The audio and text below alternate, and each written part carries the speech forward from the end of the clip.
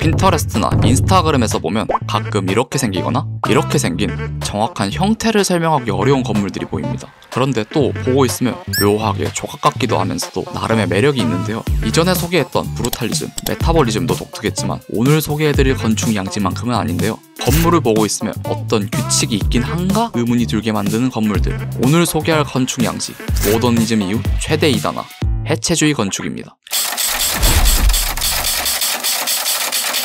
해체주의 건축은 1980년대에 등장한 포스트 모던 건축 운동입니다. 물론 이것도 견해에 따라 다르기도 합니다. 어떤 사람들은 해체주의가 새로운 건축 양식이 아니며 건축이나 사회에 대한 운동도 아니라고 하기 때문이죠. 이를 위해선 해체주의가 어떻게 건축에서 시작됐는지 알아봐야 합니다. 우선 자크 데리다라는 프랑스 철학자부터 알아봅시다. 그는 당시 지배적인 철학이었던 구조주의를 비판하면서 해체주의라는 독자적인 사고방식을 주장했습니다. 여기서 우리가 주목해야 할 건 해체라는 개념인데요. 이 해체란 모든 글이나 문장, 단어가 그 개념이나 어휘적 의미가 해체가 가능하단 말입니다. 심지어 어떤 문장이든지 그 문장이 어떻게 구성되어 있고 각 단어가 어디에 위치해야 하는지를 구체적으로 보여주는 규칙이나 설명이 있지만 그것도 해체가 가능하다는 주장인데요. 너무 깊게 파고들면 머리가 아프니까 우리는 해체라는 개념을 통해 기존의 규칙이나 구성에서 벗어나는 시도를 한다 정도로만 이해하고 넘어가면 됩니다. 이런 기존의 관념 혹은 인식을 해체한다는 개념이 건축으로 들어오게 됩니다. 그런데 사실 건축에서 해체,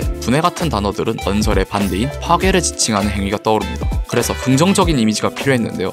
결국 건축 형태에서 해체주의적 개념을 강화하는 쪽으로 초점이 맞춰집니다. 여기서 해체주의가 새로운 양식이 아니라는 주장이 나옵니다. 해체주의는 등장하기 전부터 모더니즘, 포스트 모더니즘, 그리고 러시아의 구성주의에 영향을 받았다는 것인데요. 사실 이전에 등장했던 양식들은 어떤 방식으로든 후대에 영향을 끼칠 수밖에 없기에 개인적으로 완전히 새로운 양식이다 아니다를 따지긴 어렵다고 생각합니다. 이런 개념적인 부분이 본격적으로 건축에 적용되기 시작한 건 1987년 스위스와 프랑스의 복수국적 건축가 베르나르 춤이의 라빌레트 공원의 공개, 그리고 1988년 뉴욕 현대미술관에서 열린 구성적 해체주의 건축이라는 전시회로 인해 대중들에게 각인되었습니다. 이때 지금까지도 영향력 있는 유명 건축가들의 작품들이 전시되는데요. 결국 위 두 개의 굵직한 발표 이후 기점으로 해체주의 건축의 시대가 열립니다. 앞서 언급했던 건축가 중 베르나르 춤이는 전통적인 건축에 대해서 4가지 의문을 가졌는데요. 이를 정리하면 전통적인 건축이 가지고 있는 구조적, 형태적 규칙과 질서를 깨고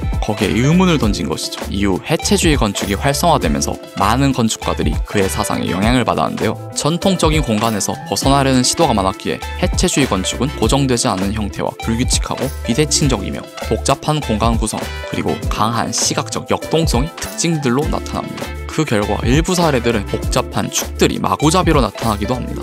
여기서 많은 연구들이 간과하는 사실 중 하나로 해체주의를 철학적인 맥락에서만 해석하는 것입니다. 물론 철학적으로 많은 해석과 이야깃거리가 있으나 이런 복잡한 형태들이 나올 수 있었던 건 기술의 발전이 가장 큰 영향을 줬습니다. 사실 해체주의가 본격적으로 유행하기 전에도 복잡한 형태의 드로잉과 모형들이 만들어지기도 했습니다. 문제는 이를 현실적으로 구현할 방법이 없었다는 것이죠. 해체주의 건축의 대표적인 사례로 꼽히는 프랭크 게리의 빌바오 구겐하임 미술관의 경우 일반적인 도면으로는 그 복잡한 형태를 구현해내기 어려운데요. 물론 불가능한 것은 아닙니다. 하지만 전통적인 건축에서 주로 사용되지 않던 곡면이나 사선이 들어갔고 이런 복잡한 선들이 많은 건물일수록 더 정교한 도면과 3D 프로그램을 통해 이해 가능하게 풀어주는 작업이 필수적입니다. 문제는 이런 복잡한 형태의 건물의 도면을 사람들이 손으로 작성하기엔 불가능에 가까웠습니다. 현재 건축에서 필수적이라 말하는 3D 프로그램이나 흔히 CAD라 불리는 컴퓨터 지원 설계 프로그램들도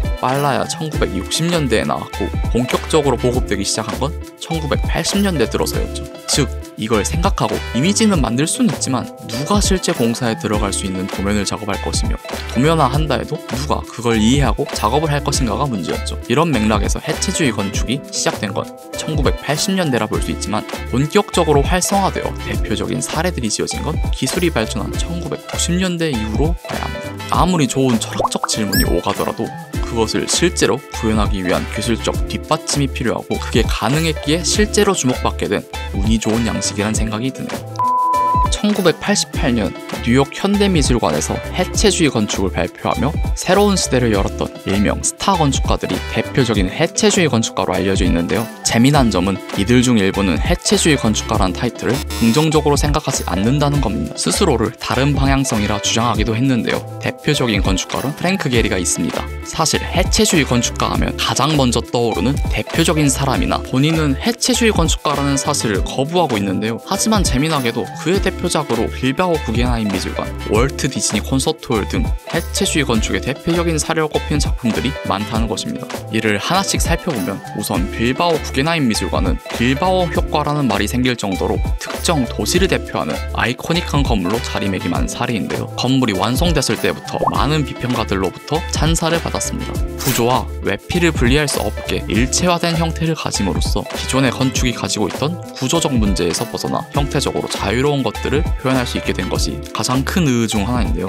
건물이 하나의 덩어리가 아닌 여러 개의 조각들로 해체되고 그것들이 다시 조합되는데 티타늄으로 만들어진 꽃과 같은 형태가 특징 중 하나입니다. 외관의 독특한 형태에 관심이 끌려 간과하는 사실로 이런 복잡한 비정형이 가능했던 이유는 카티아라는 프로그램을 건축에 도입했기 때문인데요. 보통 카티아는 차량, 선박, 비행기 등을 설계하던 엔지니어 프로그램인데요. 이런 프로그램을 건축에 도입시켜 극단적인 곡선이 도입된 사례들이 등장할 수 있게 되었습니다. 여기서 게리의 건축물에 끊임없이 등장하는 물고기 비늘도 나타나는데요. 건물의 티타늄 외피의 경우 단순히 매끈한 하나의 표면이 아니라 물고기 비늘처럼 덮여있는 것을 확인할 수 있습니다. 이런 구조를 통해 100년 이상 유지될 수 있는 견고한 외피를 만들었습니다. 월트 디즈니 콘서트홀 또한 대표적인 해체주의 건축의 사례로 꼽히는데요. 여기 역시 이전에 소개한 빌바오 구겐하임처럼 독특한 곡선이 특징입니다. 얼핏 보면 구겐하임의 재림이란 생각이 들 수도 있지만 여기엔 이유가 있습니다. 처음 계획에선 석재로 된 외관이 선택되었으나 예산적인 문제와 무게 때문에 최종적으로는 스테인리스 스틸이 선택되었는데요. 외관은 물결 모양과 각진 형태가 동시에 나타나는데 얼핏 보면 종이를 구겨서 만든 것처럼 보이기도 합니다. 실제로 프랭크 게리의 디자인 방식 중 종이를 구겨서 형태를 만들고 그걸 기반으로 건물 디자인을 발전시키는 과정으로 탄생했기 때문입니다. 이런 독특한 디자인 과정은 남아있는 그의 스케치를 통해 확인할 수 있는데요. 기존과는 다른 방식을 통해 이전 건물들과는 다른 예상할 수 없는 축들이 추가되는 건물이 탄생하게 됩니다. 프랭크 게리 말고 해체주의 하면 떠오르는 건축가 바로 자하 하디드가 있습니다. 우리나라에서는 DDP 때문에 많이 알려진 건축가인데요. 대표적인 작품으로는 헤이다르 알리예프 센터, 갤럭시 스토어 등 부드러운 곡선 위주가 되는 작품들이 많습니다. 물론 이런 사례들도 재미난 작품이지만 해체주의에서 더 중요하게 생각하는 작품은 따로 있는데요. 바로 초기 작품인 비트라 소방서입니다. 비트라 소방서는 1993년 완공된 자하 하디드의 작업물 중 최초로 건설된 프로젝트인데요. 이전까지는 페이퍼 아키텍트라고 비판받던 분야였지만 해당 프로젝트를 통해 건축가로서 경력이 시작되었습니다. 움직임이 정지된 건물이기에 필요에 따라 행동에 나서기 위해 경계를 유지하는 긴장감을 생성해야 하고 이걸 표현한 것이라 했는데요. 설명처럼 가장 중요한 특징은 역동성입니다. 좁고 긴 형태의 건물이나 경사진 지붕과 벽들로 인해 긴장감이 발생하게 되는데 기존의 일반적인 건물이 수직, 수평적인 형태를 띠어서 거리나 도시에서 크게 거슬리는 부분이 없었다면 비트라 소방서는 시각적으로 엇나간 축들이 계속 보여지는데 이때 긴장감 또는 역동성이 건물에 보이는 것입니다. 기존의 건축에서 벗어나 새로운 시도로 평가받던 해체주의 건축, 과감하고 독특한 공간들을 선보이며 이목을 집중시키는 작품들이 많이 등장했지만 그 한계 또한 명확했습니다. 가장 큰 문제는 공간의 효율이었습니다. 빌바오 구겐하임의 사례처럼 조각과 같은 이상적인 건물들도 예술적인 조각 이면에는 실제 공간을 사용하는 사람들이 느끼는 현실적인 비효율 또한 따라왔습니다. 외부에서 보이는 공간들과 일부 건축가가 잘 설계한 부분들은 정상적으로 작동하면서 공정하고 대담했으나 내부 전시하는 공간들은 작품들을 걸기엔 너무 크고 부적합하기도 했습니다. 시각적으로 파격적인 사선과 대각선의 공간들은 대부분 사용하기엔 비효율적이었죠. 또한 실제로 지어지는 것부터 문제였습니다. 몇몇 정말 잘된 사례를 제외하면 큰 규모의 작품들은 공사비가 몇 배로 뛰기도 하면서 공사 과정에 문제가 생기기도 했는데요. 빌바오 구겐하임 미술관의 경우 이례적으로 추가적인 공사 비용이 증가하지 않은 사례이지 월트 디즈니 콘서트홀만 봐도 마지막으로 지어지고 나서도 문제였습니다.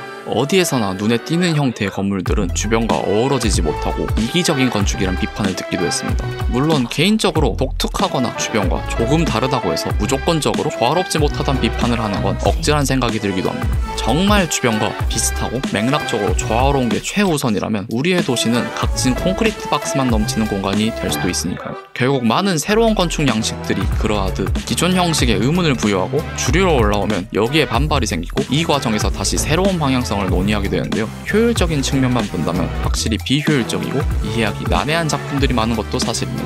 하지만 그런 효율성을 덜 추구하면서 만들어낸 공간들을 통해 구조에 얽매여 있던 건축에서 탈피해 대담한 공간들이 나올 수 있었다는 사실을 인정해야 합니다. 결과물로 나온 조형적인 아름다움은 전에 없던 활력을 도시에 불어넣기도 했습니다. 마냥 비뚤어진 건축이라고 부정적으로 평가할 것이 아니라 이를 올곧게 바라보고 긍정적인 면도 같이 평가되어야 비로소 해체주의 건축을 이해하는 데 도움이 될 것입니다.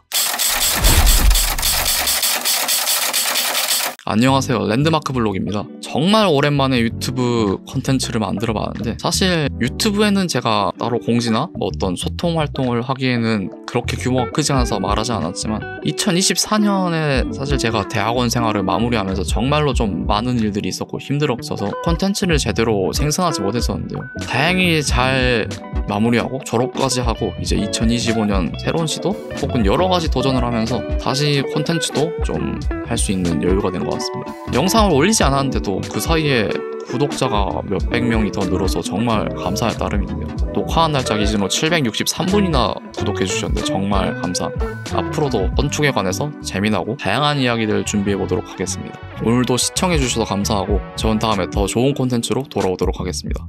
감사합니다.